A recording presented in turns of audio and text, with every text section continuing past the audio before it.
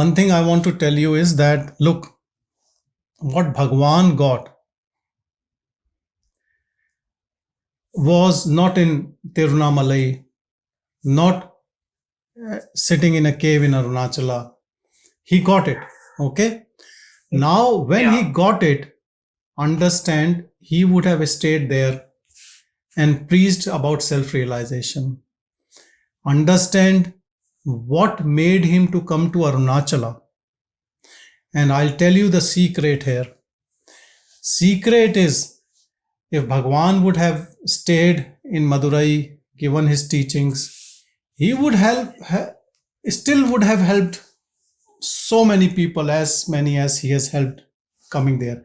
But after he leaves his body, he showed people where to go, what to worship, where you can be devotee. So he actually, in a way, created, or I should not say created, but like a rediscovery, or telling people again that this is what it is, Arunachala. And so many people in his time used to come, say, Bhagwan, we understand all your teachings and we want to practice it, but we don't understand about Arunachala. You worship this mountain and you say this is that powerhouse and all these things. And he used to say, if you believe in me, you have to believe in this. That's all. He was a man of very few words. If you argue with him, he will keep quiet. He will not say anything. Understand why he did this way. He did it for people who have no clue, people like us, so they still can and understand whatever non-duality you talk about. Till you believe in I did, I went, I am doing, I have this job, I have family. This, when I is there, then the word is there, then Arunachala is definitely a form which you should worship. This is very clear. All talk of non-duality and saying about all those things doesn't make any sense until you know what that self is. But before that, devotion, Arunachala, going there, having parikrama, sitting in the meditation hall, having some devotion, all this is very important. I stayed, that is why I took a posting in Himachal, this Kangra, then Rajgarh. It's a very valley deep, and this mountains always seems to attract me. I don't know. Okay, and look, my posting has been. But please, I've learned yoga, meditation. It all started like that with Ramdev's yoga, and then Shri in Bangalore. So that in weekend I used to go and do meditation. Parents also along. So these then ardent pet lover. I used to rescue so many. So here also I rescued, and it was Chandigarh being a very smart city. So I was facing some problem with this rescue, and then when I got this posting for this mountain, I immediately rushed there. And there also it was a very good experience. And in fact, there only I had come across many of Bhagwan's videos and Arunachala, this type of. It really interested me. I don't know much of spirituality as such. I'm zero in that. So, but something in that. Then after that, I have been in touch with that ashram also. I mean, that has emails, and I used to see on YouTube. And then here in Chandigarh, I came across your videos also, these satsangs, which I find very educative.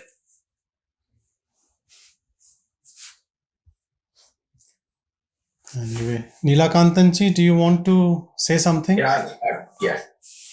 Niradhara Swarupoham Sarvadharogami Vaja Aptakama Swarupoham Ahameva Ahamavyaya Niradhara Swarupoham. I am without any support. Sarvadharohamevacha, I am the support of all. Aptakama-swarupoham, I have no desires because I am satisfied with myself. Ahameva ahamavya, I am the very self, indestructible and changeless. Shanti, Shanti, Shanti. Nilakantanji, where is this from? This is from Brahmajnana Bali Mala of Shankaracharya. Brahmajnana Bali Mala, some 25 slokams or 27 slokams are there. Very nice. I'll send you, if you want, I'll send you with the meaning, I'll send you the list. Thank you, thank you, thank you. Amit always have some questions, and Amit, I can see your hand raised, so good. I think that my questions. Hello, everyone. Good evening. Nice to see everyone again. So, when you ask the question, does anybody have any questions? I was thinking, well, what question is there to ask? I think maybe a year or two ago, I would have been a lot more asking questions and finding this, but now it is. Everything is what it is, and you take things as they are, and no questions more. I think the more you have questions, the more there is unhappiness. Unhappiness may be too wrong. More there's seeking. More there is seeking. It is good to have knowledge. Good, especially if you don't know too much, but then at a certain point the questions become less, and so I think that's a good thing. That's a very good signpost also. Things are settling in. I think David Gorwin's iPhone wants to ask something. Yes, David, go ahead, but you have to unmute yourself.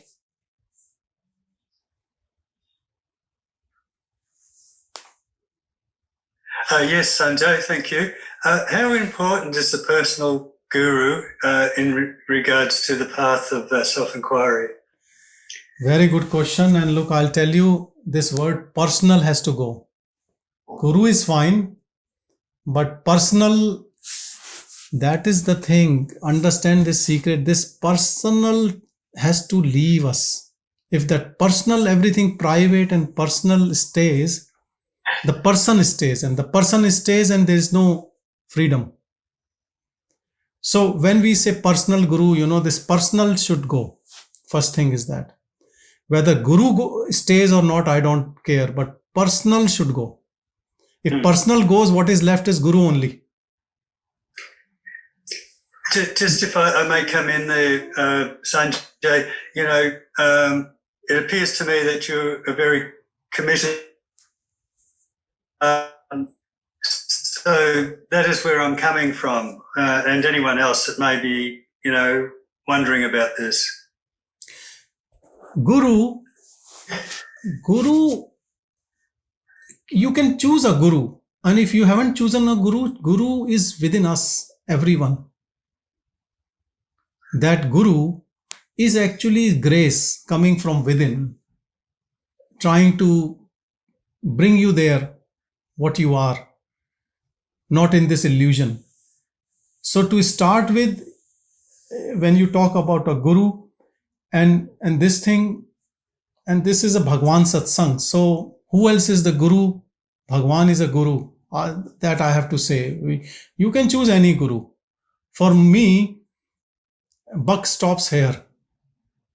And some people can ask another question, and I've answered in the past also, that people say that living guru. Arey bhai, Bhagavan is that living guru. He is living. He is eternal. If he is dead, also, if Bhagavan is dead, then what is the point of liberation? Tell me. What is that freedom if you are dead? Bhagavan answered this, like somebody asked him, who are you? Are you Shiva or Vishnu or something like that? One question was asked. And he replied, I am the self in all guys, everybody. I am the self in all. So he is the self in all means that self itself is the guru. So we can take it like that and go. Because I'll tell you, the moment you go within, one thing will be lost forever. This intention. this desire, this the one which takes sankalpa. The mind, I'll do this. No, I'll do this. No, I'll do this. No, I've done this wrong. Sorry. Like this is the way the person behaves. Tells that his mind is so much taking over everything.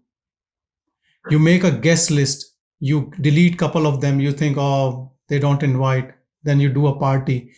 Then after 2 days, you repent. Then you invite next weekend saying sorry. Who is this doing this drama? Who is this? This is that mind. This is that personal what you're talking about. If this leaves you, you're always shant. You're always in peace. You can call it a spiritual. You are that spiritual thing. It is reality. It is not even spiritual or religious or belief system or any concept. It is you. That's why Bhagavan has made it so clear. He calls it self only. Self. Self means what my true nature is. That is what I am. But yes, what we are wearing, this mask of personality, that has to drop. So if you take someone as guru, I'll tell you the benefit of that. The benefit is that someone your role model, you try to imbibe those qualities, you try to be like that. In that sense, it helps. Like you have a target in front of you that you have to be like this, you have to be like this. And that is the satsang with that image or that idol or those teachings. That helps you to dissolve this personality. And then when there is a guru, then the other thing is that devotion comes, and devotion also melts away a lot of ego. So devotion comes, knowledge comes, that satsang comes with those teachings, always thinking about that, the what you think, then you become, isn't it? You believe and then you become. So you fake and then you make, something like this, and the thing is that power actually devours you. I was recently listening to one Swami Nirvana Nandaji, who was a devotee of Anandmayi Ma. And he was talking about the same. He said, I was eating everything, and I was studying, doing masters in St. Stephen's College in Delhi, and just a normal person in his 20s, And when I came to Ma, her love and also discipline and strictness, he said, one day I made food, I served to everyone, and nobody ate. And they said, we will not eat because you eat all sorts of crazy things in coffee houses, and you don't do any puja, you don't do sandhya, you don't do gayatri. And he went to Ma complaining that what type of people she has gathered around her. She said, they are right, you are wrong. What are you doing? Why would they? And he was shocked. He thought Ma is only love and love and love. But Ma could speak like this and so strict.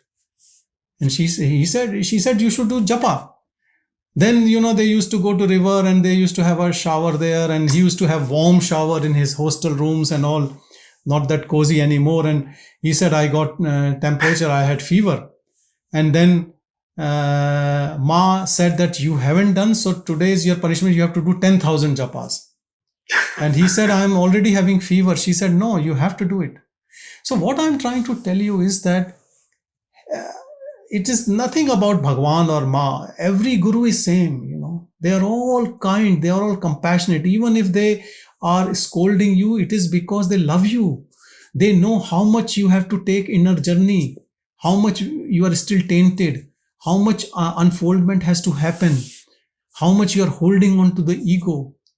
They know your purity because they can see the purity deep down within you, and they can see the coverings more clearly than you can see. And so living close to a guru, living close to a saint is very, very good. It actually helps more than doing any sadhana. If you are interested in that, then it works so well. It is so powerful. And also a satsang, like we are all gathering together Bhagavan's devotees and talking about these teachings. That is what it is. It is only Bhagavan right here, because it is whom, what are you remembering? What are you talking? What are you achieving? Where are you trying to abide? Self. Nothing else. We are not here to gossip. We are not here to tell our own personal stories. We are here only to be in that stillness, in all our honesty. Sat with Sang. Yeah. Sang with Sat. Yeah, Sat. That Sat is self. And Sang means company. So company of self. Till you don't know your own self, at least you are in a devotees group, which everyone is trying to be there. Maybe someone might be a bit more. So that energy will elevate you. That will transcend you. So this power, don't underestimate the power of satsang. I'm telling you honestly, if you are really humbly looking to go that deep within, and it's not a spasmodic event, it is that you are continually looking and trying to abide, satsang will help you. So, thank you very much, Sanjay. So, thank you. And look, I think, so these things are important, and God and the group and everything finds you when you are open for it and you look into it.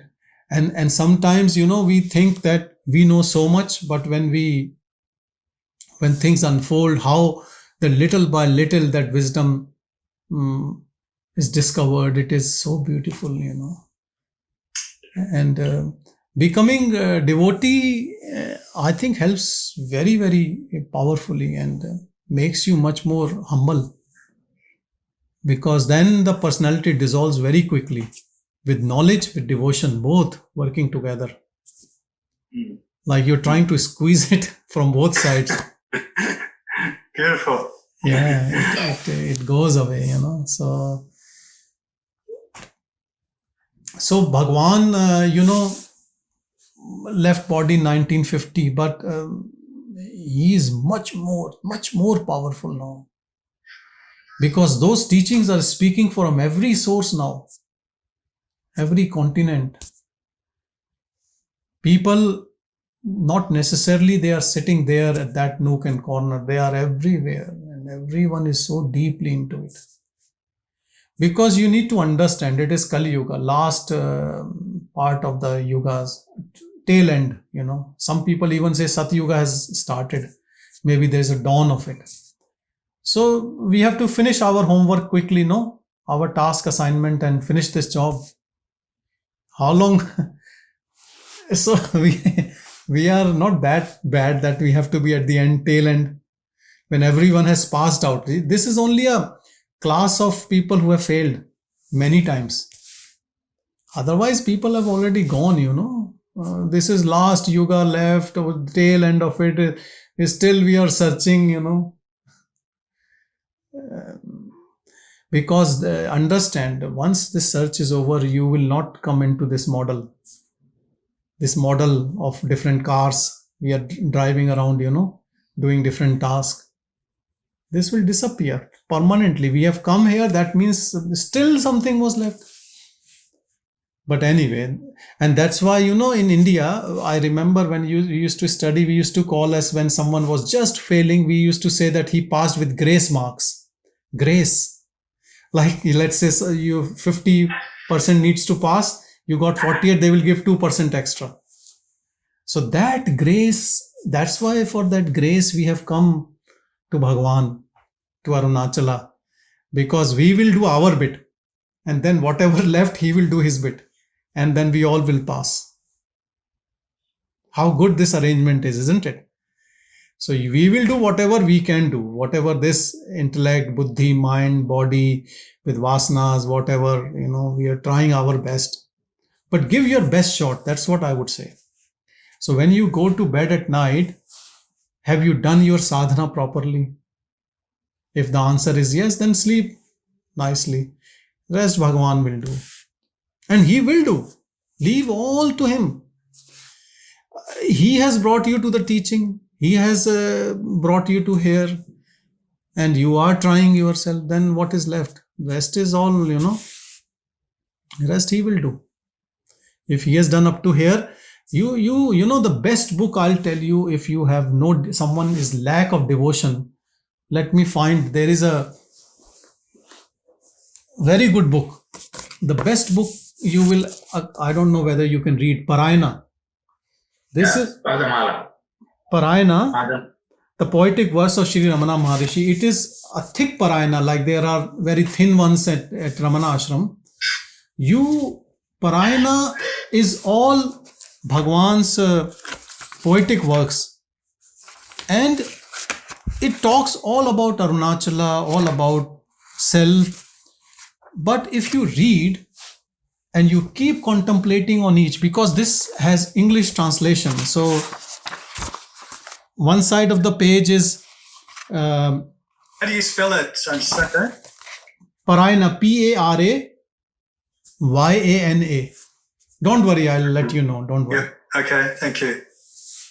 You read, and you read, you will understand the love, and also you will understand how much firm Bhagavan is saying about Arunachala, about the teaching, about how, like guarantee.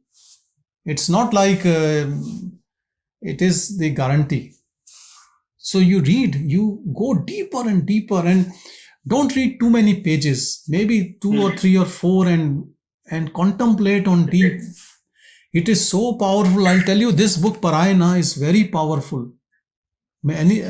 It will create devotion in you. So much of devotion it will create. And read the beautiful stories, how the Parayana came, how each song came into being, how it started, who started stanza, and then how it added. It has all those things. You can never end this. If you pick up Parayana, all your life you can be into it. It is so beautiful. You don't want to leave it. Great. And where can I buy it, Sanjay? Look, let's talk about Satsang, and then when you want to buy it, you Google it, you will find it. It's at Bhagavan Ramana Maharshi's ashram. You can take my copy, don't worry. Yep. Okay, you can read it, you can photocopy, and you can return me. So this is what I'm trying to tell you, is that if your devotion is there, you can get it from anything. It is not about a literary work. I'm not talking about a literary type of work, but it is that purity of this Bhagavan's.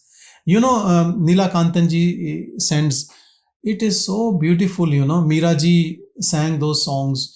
You don't know Tamil, doesn't matter, you listen to it. It is full of devotion, Tears starts flowing when you listen to those songs. It is not the meaning which is important. It is your devotion. It melts your heart, because it is coming from that pure being who has sung these songs, who has written these songs. It is not the issue of language or understanding or meaning and going deeper into the meaning. Don't read it from your mind. Read it from your heart. And I guarantee, I don't know Bhagavan how much, but I guarantee it will change you it's so beautifully, it will devour you, it will finish you. It is so powerful. These words are very, very, they are fire. So it is double power, like they say, double power. It is Bhagavan's power, it is Arunachala power. It is devotees' power. Don't understand those devotees were just normal people, They were that pure self also. Even Bhagavan time, Murugnar and all those. It was, you can see how much fire was there. And that is still there, because all those people lived there. And not just Bhagavan lived there. Thousands of other yogis and saints have lived there. This is time immemorial, thousands and thousands of years people have come there. And if you want to look now, even now, every saint or sage, whether he's from Western world or Eastern world or whichever world, everyone comes there. Whether it is Amritanandmayi Ma from Kerala, whether it's Mujiji, he goes every year, whether it's Eckhart Tolle. The other time someone was telling me when I was there, the Sadguru came there to worship early morning and then he left or something like that. Everyone goes.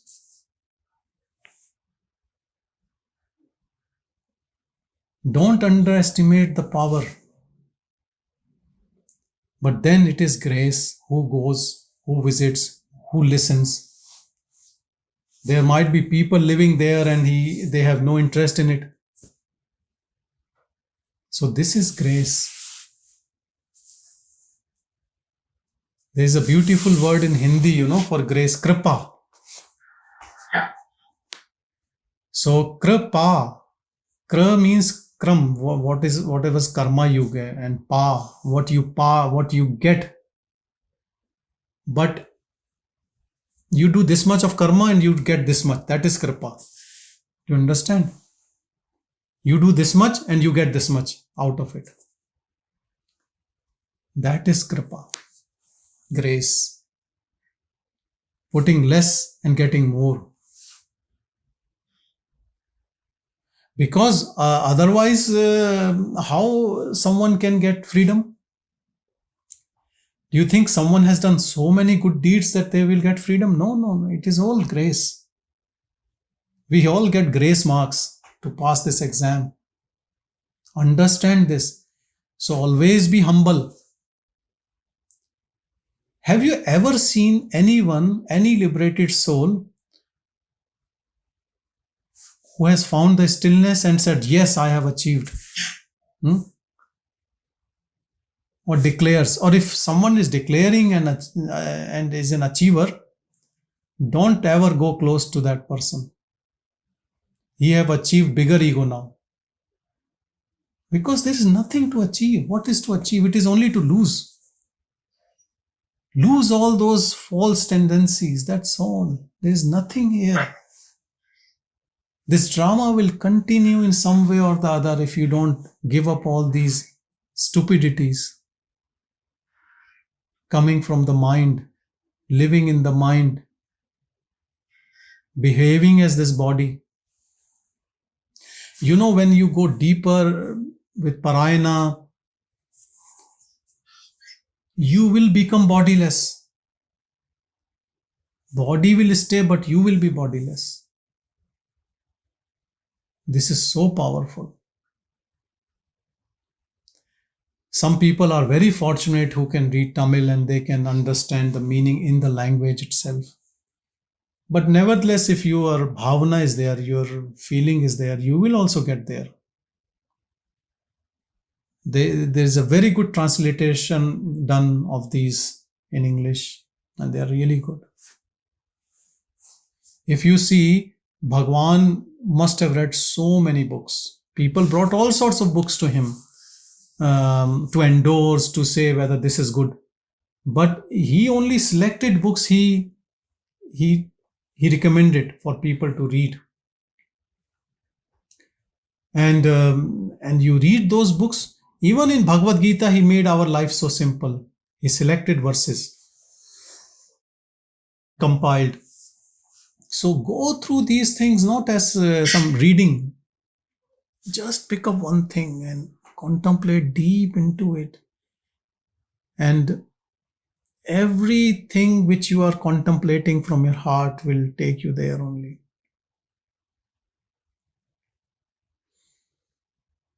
So whatever you do, always remember this self. The one which is just the witness to things, but always uninvolved. Never leave that from your mind or your attention. Whatever we are doing, wherever we are going, understand that there is this seer, which is not judging, which is not doing anything. It is perfect stillness. Just like someone who is just watching, like a video camera, just recording. but not judging, not and watching as things are, without that lens, colored lens of the mind. Because you know what the mind does? Mind colors everything. It interprets in its own way everyone's mind in a different way. You might all have gone to one place, one party, but everyone will take out something different, good or bad, or from different angles. But someone who has no intention will come out as he or she went, will come out as same. You know, Kabir says beautifully, ज्यों की त्यों धरदीनी चदरिया.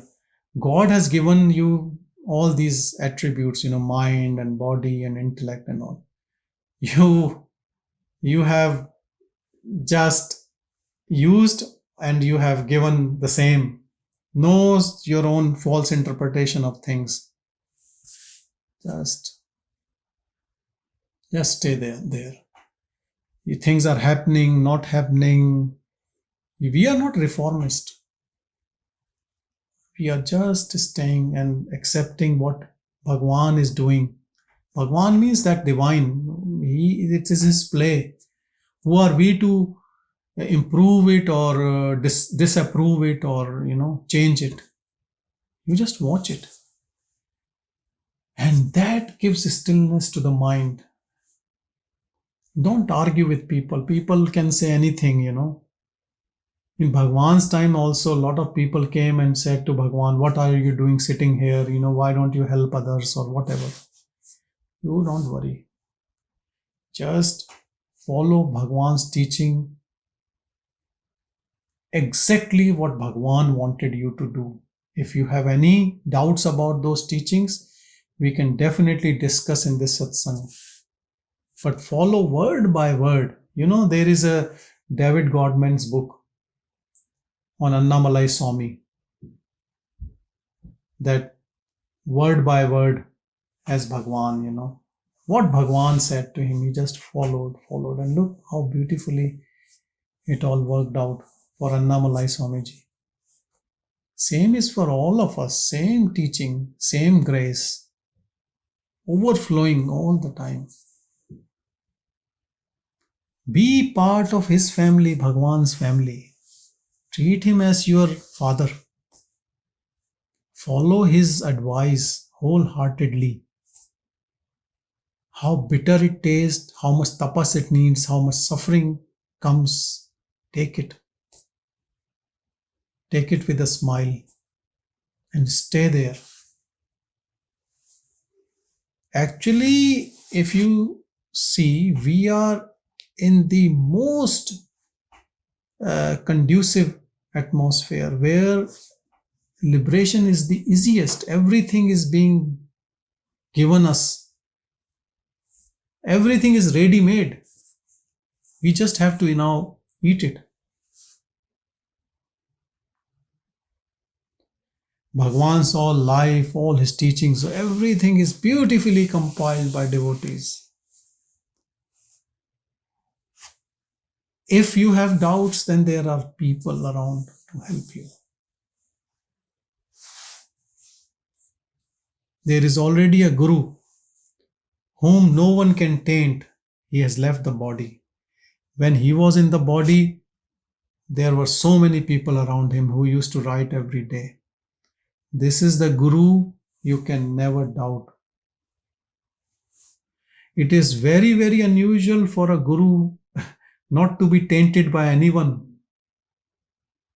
Untainted, he left. Even the gods, people have tainted them, you know, in so many ways. They have to fight. Someone had Sudarshan Chakra, someone has bow and arrow. He had nothing. He had only a stick. That too, he made his own stick. That's what I'm saying, you know. What else do you want? Stay as that stillness, what Bhagavans talk about. What else do you want? You want peace, isn't it? You want happiness. Then look within, stay there. If you want both, then it is not possible. And understand this, it looks like a joke. For suffering, you have to do something. And for bliss, you don't have to do anything. And we all are so stupid that all the time we are doing something to create suffering, isn't it?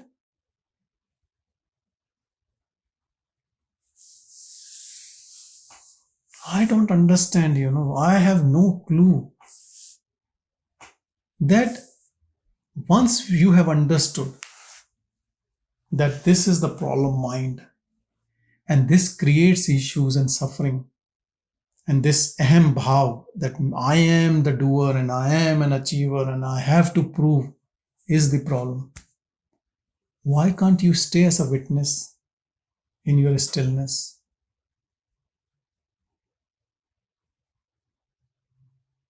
And be happy all the time.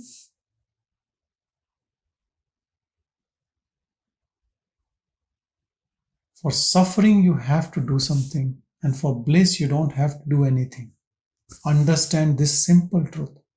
Now tell me, where is the practice? What practice do you need? And what sadhana, what meditation? This is self-inquiry. Understand what is self. Inquire within. Know the truth. And just stay there.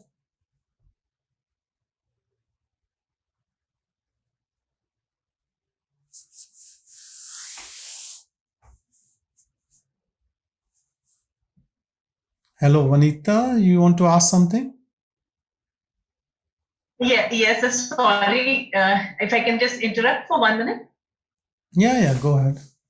Okay. So, you're mentioning we have to remain still and go within. What exactly is this within? Like we are within the world, and what is this?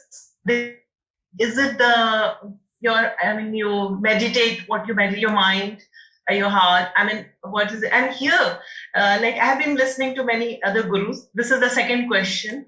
And just speak. Just don't put questions after questions. My memory is very, very zero. So just ask one question. Let's finish, and then you can ask second. Otherwise, I will get confused. All right. So, what is this within, sir? Where is the locus? What is the point? Where is that? That is what it is. What is the meaning of this going within? Is it closing eyes and just meditating?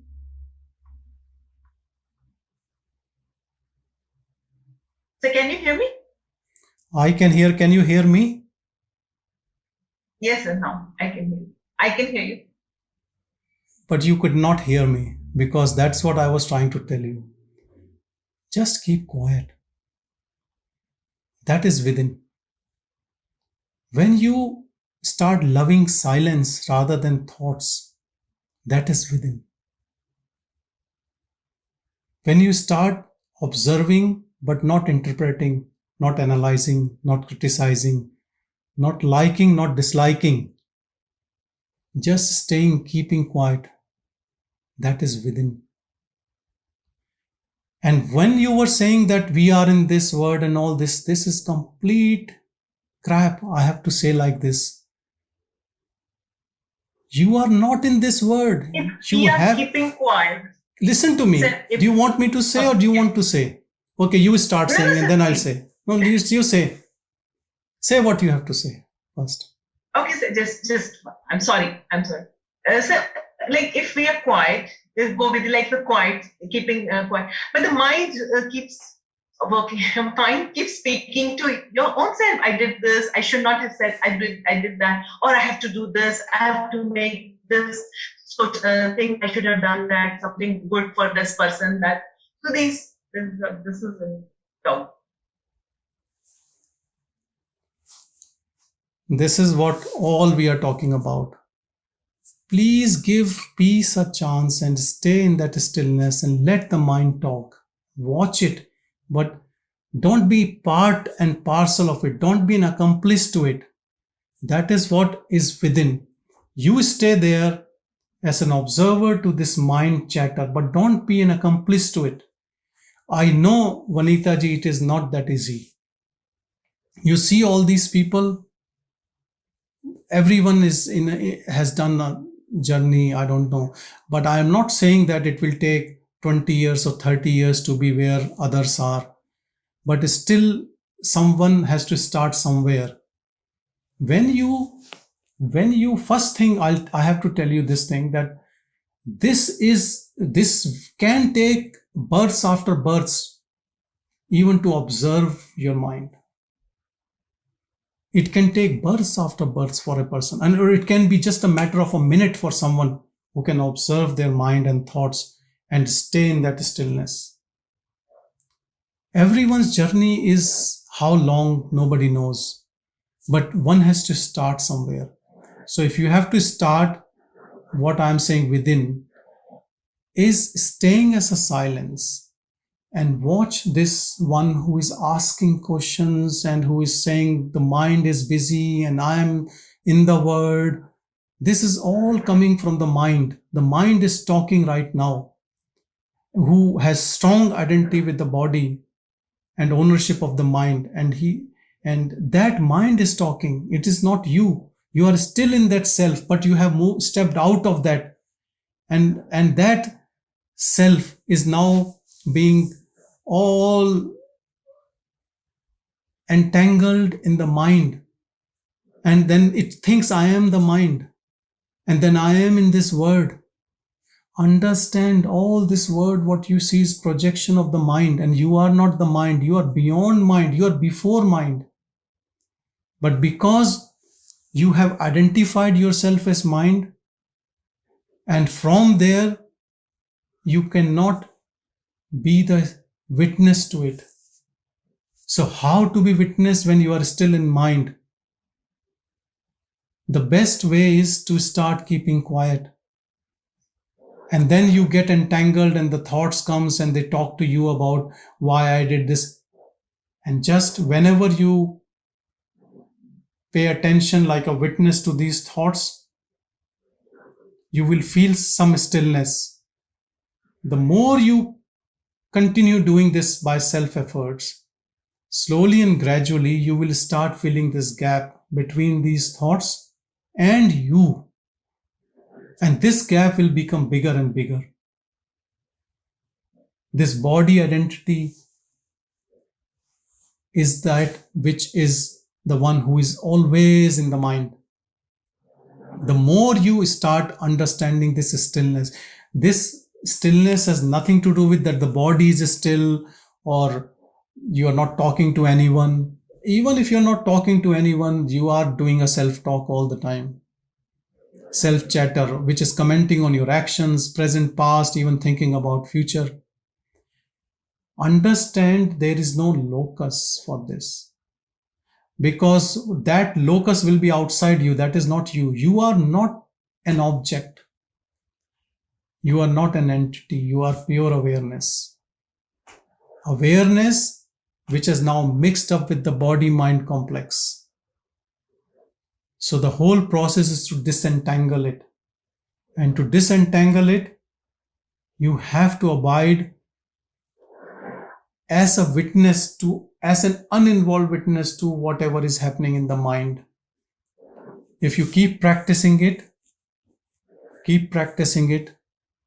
and practice is not just for 5 minutes. It is morning till you go to bed and sleep, then again morning. And I'll tell you, if you practice like this, you will be only 2 or 3 minutes maximum, I would say. That too after a couple of months, that you can see that you are stillness. You are in stillness. If you start doing now every day for next couple of months, after a couple of months, you will start noticing maybe 2 minutes of that detachment from that mind. The moment that understanding comes as an observer. That observer might still be very much involved with ego, still an accomplice of ego, because sometimes it might say, I should do this, and then you watch, and then. So the process of complete cleaning up and disentanglement can take years and births and births. But one has to start somewhere, Understand the whole process is internal. There's no external thing in it. Guru and the teachings and all these are helpful because it helps you to purify, to cleanse yourself. So I can 100% understand where you're coming from, because it's not easy to find that stillness within just by like this. You come to a satsang. It can happen with someone. It depends how much worldly you were before even getting into. Some people, actually, their nature is like that. They were never too much involved in anything in their life. For them to just listen to the golden words and they are free. But for a sansari, for a worldly person, it will take time, because we have so much of on stake. Because we come with a biography. I have done this, I do this, I have been this, I have this guru, I have done this. This all has to clean slate. Till it is cleaned, till it is all this cloud of me, mine, I have done, this all has to disappear. Do you think it's an easy task? Can it happen like this? It takes time. It takes time. So have patience, but the understanding also takes time. It ripens. That is what maturity or wisdom comes. Today we are having discussion because of you only. Otherwise, in this group, I'm not saying it is good for maybe whoever might listen later also. Who knows? But there is so perfect stillness that no question comes. And Amit has left because he has to go to work. That's what he was saying 2 years back. He used to ask questions. He said there's no question left. How beautiful it is. Because understand, the questions comes from the mind, from the thought, from agitation, from restlessness. When you are in that perfect stillness, there is nothing comes out of it. And this evolution we have seen in only in last 2 years. We started these Zoom meetings in COVID time because we couldn't catch up face to face. And I'll tell you, this COVID is a blessing to this group, to this satsang. In 2 years' time, people have disappeared. That personalities have melted away. It is good to have new people, and anyone is welcome. It is an open forum. So how it will help someone, only God knows. But understand, this silence is bliss, nothing else. No other change will happen in you, except you will start loving the silence rather than the chattering mind. Actually, nobody likes chattering mind. It is like a compulsion. It just keeps happening involuntary, without your control. You don't even know that you are into it until it becomes very messy, or it is negative thoughts and emotions. When it is all good daydreaming, that I will be a queen or a king, or I will acquire this, or I've acquired this. You feel good with those thoughts. It's only when someone criticizes or, says bad about us, or we have financial loss or personal loss or health loss, then we look for spirituality and God and Guru and how to sort it out. Before that, it is all good. Because the ego loves attention. Ego loves that people should praise. And and it only thinks about itself. It never thinks about anyone else. If it thinks about anyone else, also that is self-interest only, ego's interest. Then we call it my religion, my family, my community, my nation. That is part of ego. Ego gets bigger and bigger. That is all ego's game. But when you dissolve this ego in this pure awareness, you cannot recognize yourself as body. What about others? What about relatives or family or friends or enemies? Then you become bodiless. As awareness, you are always bodiless. And when you are bodiless, you are so light, you are empty, you are bliss. There is no mind creating what is next, what is next, what is next. That mad monkey type of mind. When it disappears, there is param shanti. Your own bliss within you. I don't know there is any word what to say, within you or without you. It is not within or without, but there is no good terminology. Because if you see, we say bhahyamukhi, mind is external, it goes outwardly for things and objects and beings. So we can say this word looks external to us, isn't it? So when we talk about this awareness within these same eyes which they start looking, paying attention to that God sitting in our heart. Again, these are just words because it is indescribable. You can't, we have to use some type of words to talk about it. And when we talk, we say God, we make him an entity. It is not an entity. But again, we are short of words. Speech fails all the time. It has failed to tell you about that. To tell you about that is to be that only. There is no other way. You have to be there to know that. If a place you have never visited, I can keep explaining you from the places you have visited that it looks like this and it is like this and you have tasted this but the problem is that this is nothing to anything comparable. So what can you say? Yes, you can say it is Bhagavan. It is self is Bhagavan. So that's why we have to say like this, self is Bhagavan. And see Bhagavan's attributes, how he lived, what he did. And that gives you some understanding. But then also you might be seeing Bhagavan as form only. Or maybe his eating habits, or the way he put his clothes, or the way what he does. That's not Bhagavan. That's only bodily things. That has nothing to do with Bhagavan. You know, people might keep Bhagavan's things. That's also good, just to remind yourself.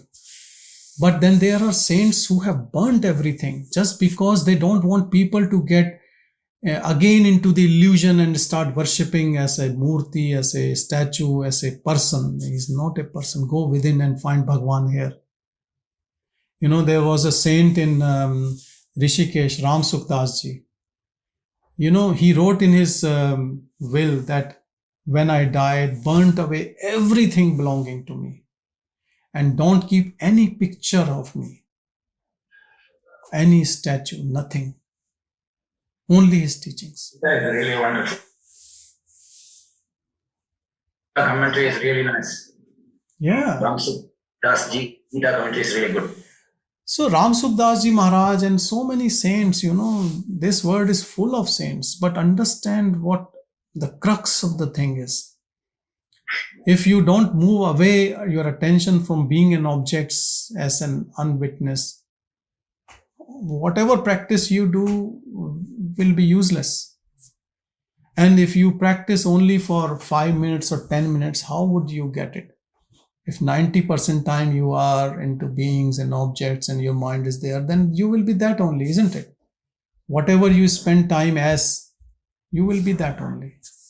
So you have to find energy and time and some devotion and some humbleness to be on this path. This path starts from that ego and goes into this egoless. Actually, if you see, all spirituality is about uncovering, unfolding, melting away, disappearing, not gaining anything. Probably you will lose a lot of stuff. Financially, you can maybe get ruined, Everything might go away because you will not do all sorts of stupid things which people do to acquire money.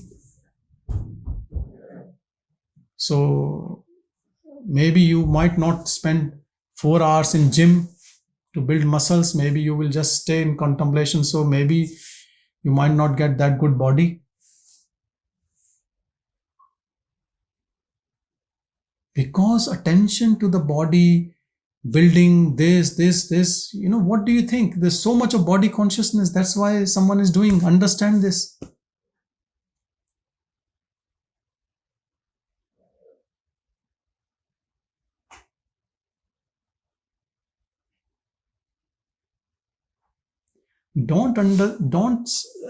Some people think that saints or sages have cultivated good habits. No, you are that purity. When you leave all this garbage, what is left is purest of pure. It cannot lie, it cannot cheat, it cannot get angry, it has no passion, it cannot hate, it is fearless, yet soft. It cannot harm anything and don't feel threatened from anything. That pure awareness is you.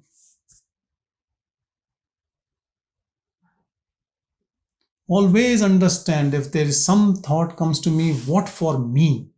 What about me? That means you are miles away from that awareness. In any aspect of life, whenever there is a self-interest coming about me, that is sure that ego is really alive and ruling you. So God will never come into that body where ego is there. It has only one rule, follows only one rule, that ego has to dissolve. When the ego is dissolved, then what is left is that pure Brahman. It shines through.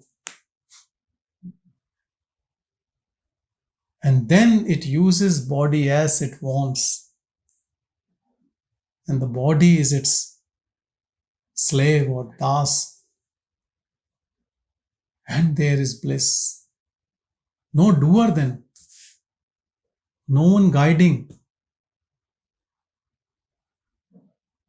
So then there is nothing like, oh, I did this wrong. No, I should have done this. No ifs and buts and nothing.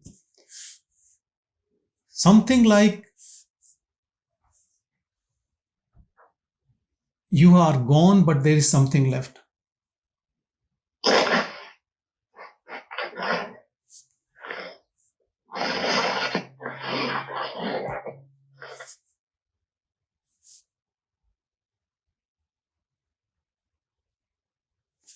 And how much someone tries to explain other, you will know when you will know within.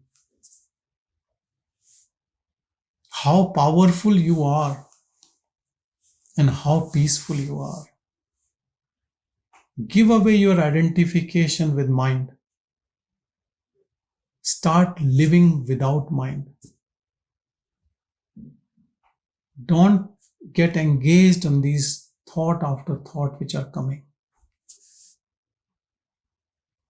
And never compare yourself with others, because you don't know others. Someone on the road might look a mad person, but he might be in bliss. And someone might look that he has got all what the world has got, can give. but it completely unhappy, restless soul. Externally, you can't say. Someone might be doing a job or maybe not doing a job. Doesn't matter where you live. When the grace falls on someone, how liberating it is. Actually, I have to tell you one thing. Anyone carrying mind and individuality has no clue how much happy a saint is. You can say 1,000 times, a million times, nothing, it is uncomparable bliss. Because what we think bliss is when we get some financial gain, or someone praises and we get that kshanik, momentary happiness. It has no value. That bliss has no cause, no reason behind it. But to be in that bliss, you have to give up what you think, what you are. If you think you will keep what you think, what you are, and get that bliss, then forget it.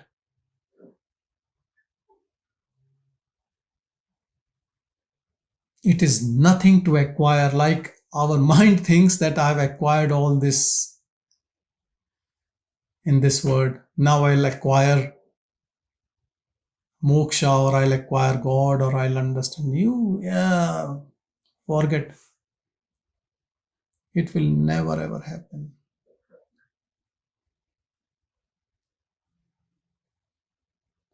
That is the reason whoever has found it has always with folded hands said that it is because of grace.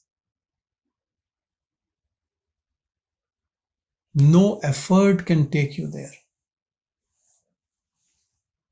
And so I say longing, intense longing for it. Don't make this as a concept.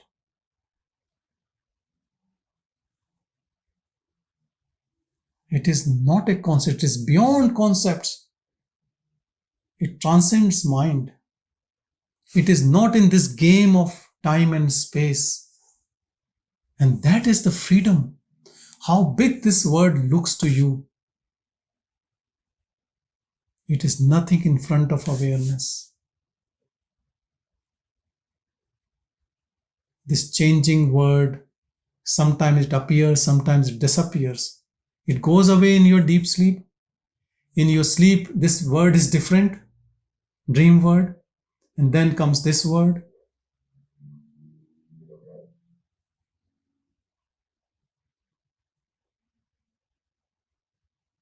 When this word stops for you, when this word stops biting you, then you are beyond this word. Don't worry about whether this word is real or fake, or we are in the word, or word is within our mind, or whatever. Just start witnessing things. Don't judge yourself, don't judge others. Understand it is exactly like your dream. In your dream, your mind creates your body. It creates other bodies. It creates a situation. Situation can be pleasant or unpleasant. When the dream is over, you realize, oh, that was a dream. You don't repent whatever happened in the dream. Exactly right now, you are dreaming this word in waking state, thinking yourself as an entity and others as separate. Sometimes trying to show down others, sometimes helping others, sometimes getting praise, getting insult, whatever. Situation changes all the time. Not understanding that this is creation of my own mind projecting outside as the word and the whole thing. Because who will confirm to you that this is dream? These dream people? Yes, there can be someone in this dream who is awake, and he can tell you if you ask him politely and if you are interested.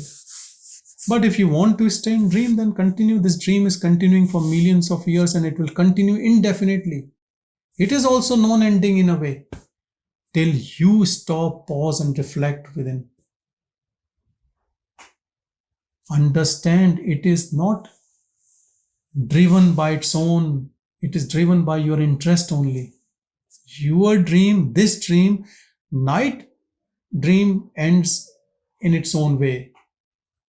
You sleep for a few hours, it breaks every day.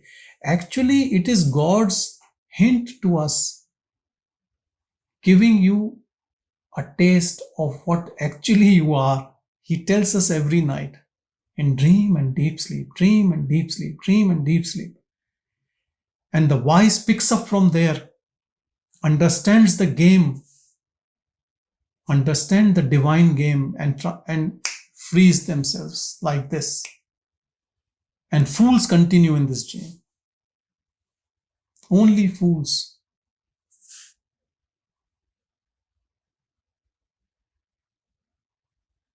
He is full of mercy. You know, people talk about Guru. Someone living alone can also get free, who has no Guru, who has no religion, who has no spirituality. If he understands this simple truth, what happens at night, and then contemplates, and then he can be free.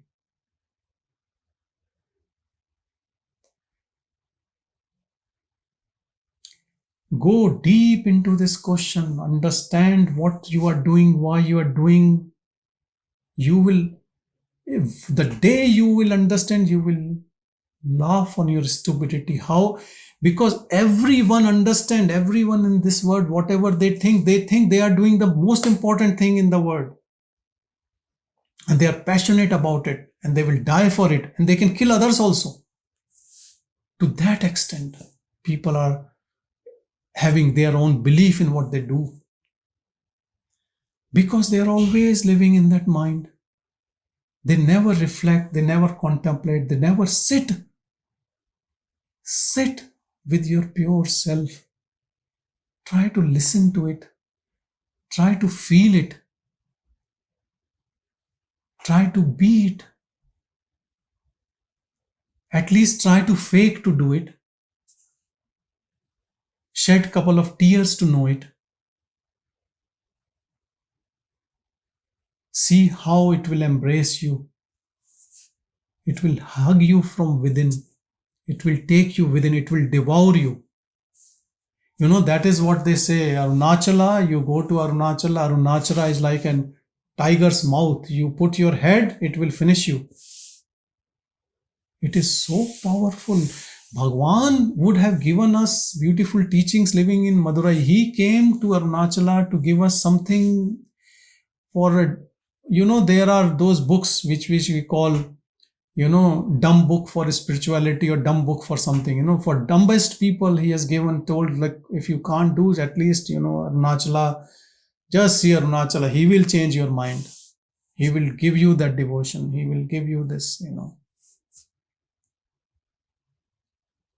So it is a power-packed formula you are getting, you know, in form of Bhagavan's teachings.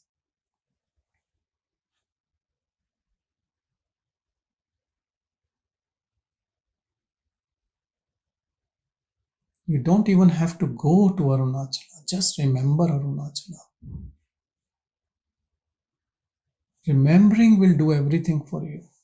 But you should have that devotion, that humbleness. And it will work for you. It is not any superficial talk. Don't take it lightly. Don't take it as any book reading. It's not any literary work, what I was talking to you about Parayana. Each word is golden, full of devotion, full of love, full of conviction, full of faith, full of reality.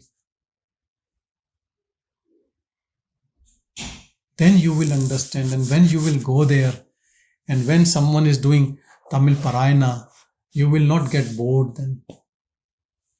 Then it will just take you.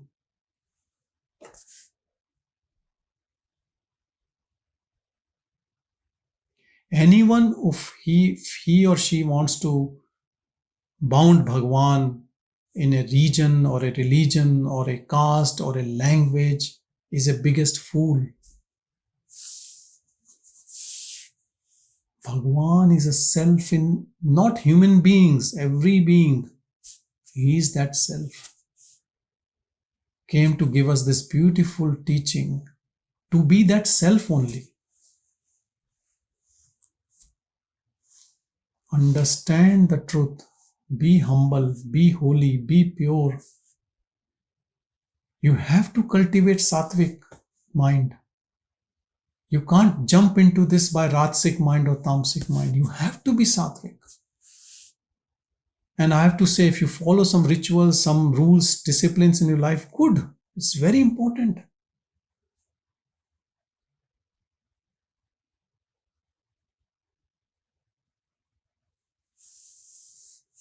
Because for Sattvic mind to get into it and to get absorbed, it will be such a smooth, fast journey. It is so... if you see Bhagavan, what is self? Tell me. Self is that pure gold. Do you think that tainted, egoistic mind looking for things suddenly reads Bhagavan's teaching and will be like this? Never ever. So there is a process. See your life. Are you fighting with people? Do you argue with people? Do you feel very egoistic? How do you treat your subordinates? How do you treat your employees? How do you treat people on the road? How do you treat your family people? How do you treat your enemies?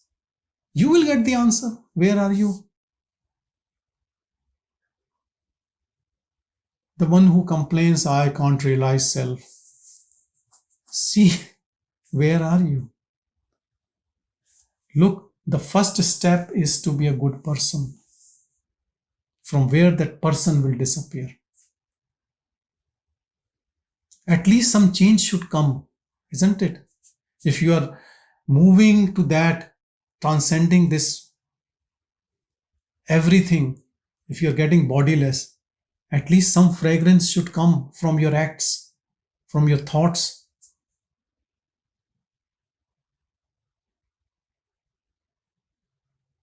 Do you talk always the same language to everyone?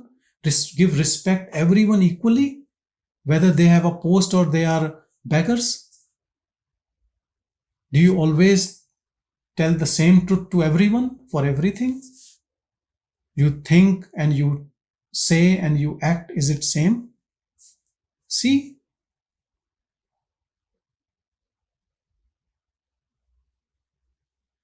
So everyone has to look within and to watch from there. The more you have gone away from this, that long it will take you to come back. So for a simple person who is a farmer living in a village, takes Ram Naam every day, for him it will be a very easy journey. For some who has created so many complexities in life, it will take time. But yes, it will happen for everyone who is interested in it. But the first step is to start witnessing your own life. Don't judge it, but now start witnessing and see how this ego creates dramas and how it acts smart and fools others. And once you understand and you stay detached with that ego starts melting away because it is fake. It is a wax doll. When there is fire of the self, it just finishes it off. This self-effulgent fire from within, it is very, very powerful. So, pray to Bhagavan that it comes to everyone, comes to you, and devour your ego finishes you, and what is left is pure self. Be that self always, and never ever move once you have found it. Whatever comes, whatever happens, just be that. That is that pure stillness within all of us. That is Bhagavan.